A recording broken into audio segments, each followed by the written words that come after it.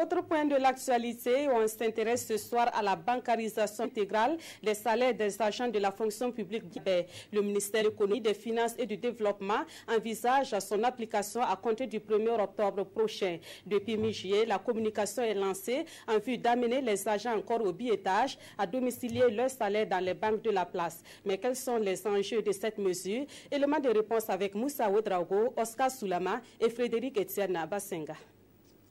Dans un communiqué datant du 17 juillet 2017, le ministère de l'Économie, des Finances et du Développement envisage la bancarisation intégrale des salaires des agents de la fonction publique à compter du 1er octobre 2017.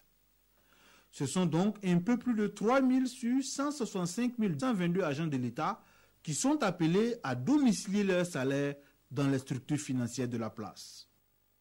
C'est une nécessité aujourd'hui.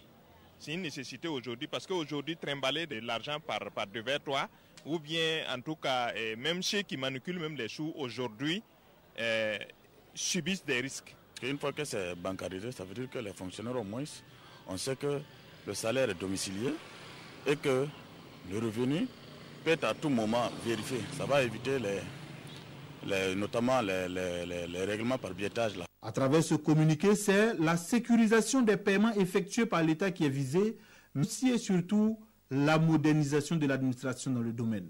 Il n'y a pas un avantage particulier pour l'État en dehors du fait que l'État est rassuré de la sécurisation des salaires de tous les fonctionnaires. Parce qu'à quelque part, vous savez que l'État a le droit de sécuriser, a le droit d'assurer la sécurité de l'ensemble des citoyens. Le salaire aussi, l'État a le souci d'assurer la sécurité de ses salaires. Parce qu'un fonctionnaire qui gagne des problèmes avec son salaire, ce n'est pas évident qu'il soit aussi rentable le mois qui suit. Donc c'est ça d'abord l'intérêt. Et le second intérêt, comme je l'ai dit, nous nous inscrivons dans une réforme, dans une modernisation. Et la modernisation, c'est pour gagner à tous les niveaux. Gagner en coût, gagner en temps, gagner en efficacité.